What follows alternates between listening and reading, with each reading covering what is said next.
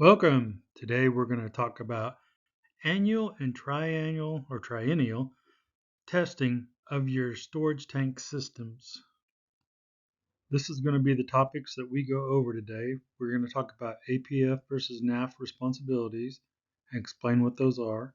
We're going to talk about annual tests, the underground storage tank test, air tests or vapor test, maintenance and repairs. Then we'll go into triennial tests, the UST, air, and maintenance and repairs for those. And then we'll have a conclusion wrapping it all up for you so that you can understand it all. So funding of repairs is covered in these different regulations. It's in the Department of Defense, DoD, the Army's AR 215-8, and the Air Force 34-211. If you have any questions on these regulations, please reach out to RE at headquarters and we can help you understand them better. This is the basics for fuel system responsibilities. APF covers all environmental compliance and all equipment that is colored red is real property, and APF covers real property also. If you are located at a remote and isolated facility, APF should cover the dispensers as well as everything else. So remote and isolated, they cover everything with APF. ASTs and vaults, above ground storage tanks and vaults, are also real property. The military owns all these tanks. This is what we're talking about for the tank system. You can see the dispenser at your top left. That is normally what our exchange monies cover. That's NAF funded. That would mean changing out hoses, nozzles, any repairs to that equipment. If the dispenser gets ran over, whatever happens to it, that would be NAF equipment. From the shear valve down, including the electronic control panel, is all APF equipment. So some of the things that we're going to be talking about is we're going to be talking about the sumps, testing those, the spill buckets and reservoirs for the system, the tank vent above ground. You can see there's a tank vent on top of the ground and it has a cap on the top of it, and that has to be pressure tested to make sure it works correctly. And then your ATG, your Veeder-Root, or whatever kind of automatic tank gauge you have in use at your location all have to be tested annually or triennially. Here's another view, and we'll use this later when we're talking about things, but you can see that the annual tests, you get the overfill prevention valves, which is this piece that runs down, flapper valve right here. Those have to be tested. The spill buckets on top of the tank, those have to be tested or monitored. The pressure vent caps on the top here have to be tested. The leak detection system or the ATG has to be tested. The sumps on top of the tanks or the STP sumps, they must be tested. And then the UDC sumps, which are the sumps underneath your dispensers, the under dispenser containment sumps, also have to be tested. So we'll mention all those and the frequency that they need to be tested when we get to them. So these are the regulations we're talking about at our gas stations. For USTs, the annual equipment tests are required by federal regulations. States may require more testing, so stay in contact with your local military environmental office so they can inform you if there's anything beyond the the EPA regulations that you may have to be aware of. So these are tests of real property equipment. So these are paid for by the military. APF pays for real property and environmental compliance. The managers at the location, their only responsibility is to remind the military to test these. And we want you to do that because, one, sometimes the military doesn't understand the responsibilities.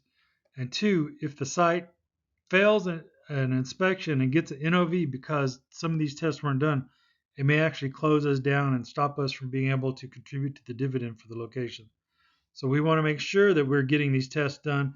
If you have any difficulties with the installation, please reach out to RE at a headquarters and we can help you explain the responsibilities that the military needs to abide by. For ASTs and vaults, everything on those is APF. So annual tests are not required by regulations that we have to follow. But if they're not tested, do they really work? Would you, but your sole responsibility is just to remind the military to test these every year. And keep the documentation because we don't want anybody coming out saying, oh, the exchange never told us that we were supposed to do these tests. So it's their negligence. And we just don't want to give them anyone the opportunity to claim that we're at fault when we're doing the right things. These are your fuel system checklists. You should have these posters somewhere in your facility so that you can follow them. And these posters show what you should be checking daily when you do your walkthroughs, what you should be doing monthly when you do your walkthroughs, and then the annual should be highlighted yellow because yellow means it's APF.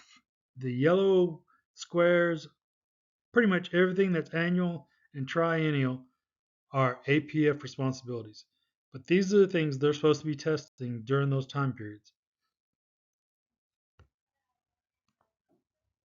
Oops, go. Okay.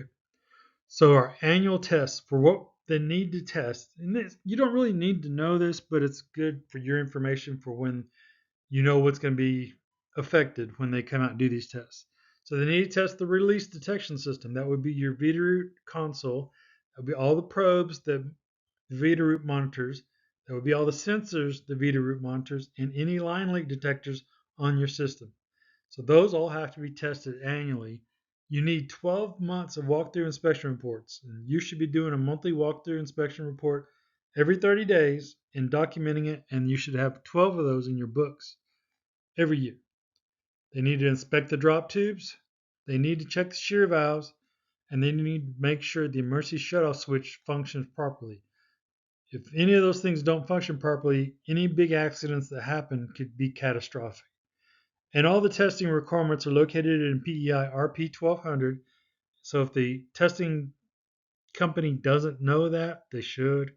But you can always give this, refer the installation to these testing RPs or recommended practice, and hopefully it'll help them understand the requirements better. So these are the checklists that you should be doing every 30 days. These are your monthly inspection forms. They just show that you've looked at everything. The Veeder-Root works. Everything, nothing's in alarm. The inventory is good. There's no water. There's no deficiencies. Everything's hunky dory. To save trip charges, it might make sense to include some other tests. Because for us, we need to do some tests. We need to calibrate our dispensers every 6 months. We need to change filters on dispensers either every 6 months, every year, or if you're at a very high throughput location that sells a lot of fuel, you may need to have those filters changed more often. If you're at a low throughput facility, you may not need yours changed as often. So just if you're going to have a company come out to do a bunch of work anyway, why not just pay them one trip charge to come out and do other things too? They can check the hoses, check the nozzles, check the insides of the dispensers, make sure everything is working the way it's supposed to. So triennial tests, this means they're supposed to be performed every 3 years. You can do these along with annual tests too, save trip charges. They're under 40 CFR 280. They're underground storage tanks. You have to test your spill bucket tightness. You have to test your sump tightness for the sub turbine pump and the under dispenser containment, like I explained earlier. All the overfill devices, the flapper valve, the overfill alarms, all have to be tested, and then test the release detection system.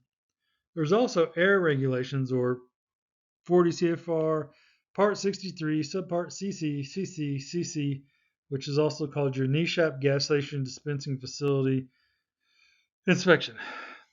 Now, these are hit or miss where they will be required. You, as the manager, only need to let the installation know that it's been 3 years since the last time it was done. Now, some of these tests, some states may require them to be performed more frequently than every 3 years. So it's good for your installation people to be aware if whether or not these are due every year or every 3 years. So hopefully they're giving you that information. You just need to remind them when your paperwork says they're due. So here we have the tanks again. You can see this is your STP sump under here. This is your UDC sump. There should be a sump right there. This is your spill buckets and your overfilled tubes. The electronic gauge should have an electronic device in here that when it goes up and down, it tells you, it sets off an alarm when the tanks are full. Your tank vent pipes up here, those need to be tested triennially. So if you need any assistance with any of this, just reach out to RE. We can help you get it all set up. And again, just use your checklist. Your checklist should have everything you need to know on it. So monthly monitoring for leaks. Do you have a stick available so that if your electricity goes down or some kind of problem with your equipment occurs, you still have a way to check for water, check the depth of the fuel. Make sure you have a stick on hand. It's a tank gauging stick and then some water finding paste to use on that stick. So you want to make sure you're looking at these things to make sure everything works correctly and you're prepared for any unusual situations. Maintain your records in your binders. Binders, the annual testing should be in binder 2. So the annual and triennial testing should all be in there. You should be able to put it in there and keep it there. Some states may look back several years on this. Other states, they just need 4 or 5 years. It depends on your local requirements, how long you need to keep them. As I mentioned, the release detection, your TLS 450 Plus is your automatic tank gauge. It currently monitors 192 locations.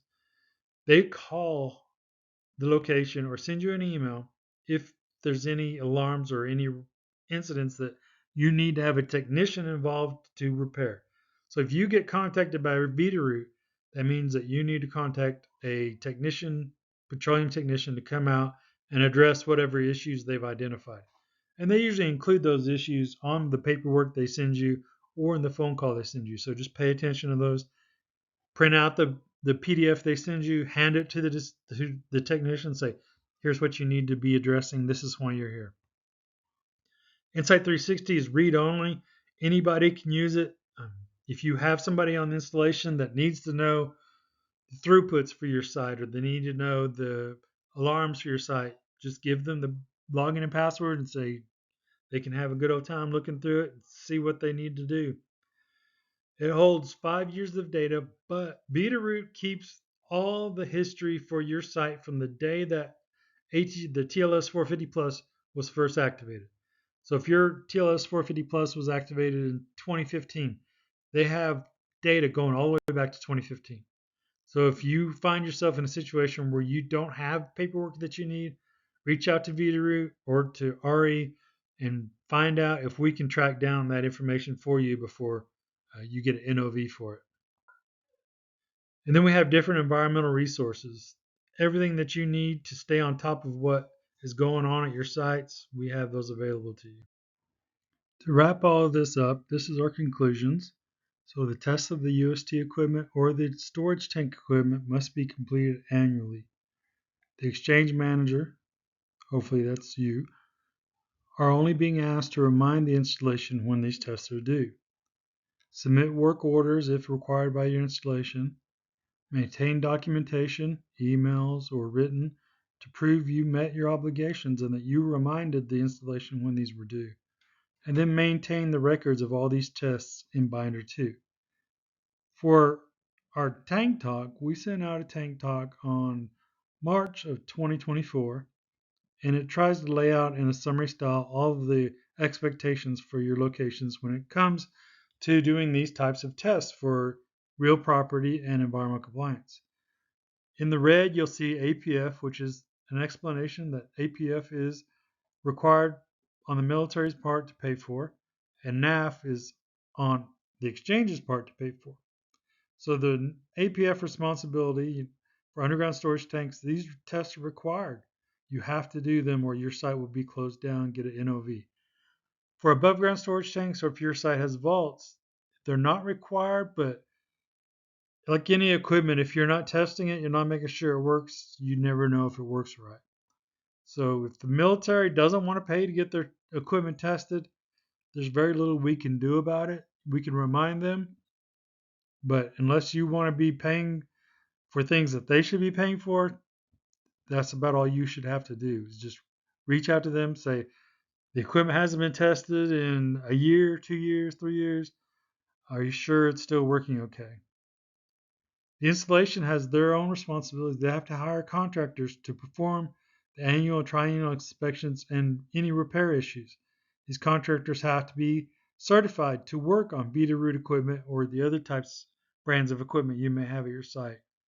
So your responsibility as the manager is just to make sure that they're aware that these things need to be done and keep all your correspondence of these and then keep any records required. And if you can, task the technician with multiple jobs so that you can save a little bit of money on trip charges when they come out. Your posters should show you everything you need to know about doing these checks. Uh, you may need to change filters and dispensers depending upon your flow rates. So if the EOP says to do it every 6 months, but if your flow rates are looking bad, that may be your solution to increase your flow rates is getting those filters changed. Have your dispensers calibrated every 6 months. And then your annual and triennial requirements. And all of these have links that you can follow to go to on the Tank Talk to find out more information if you're so inclined.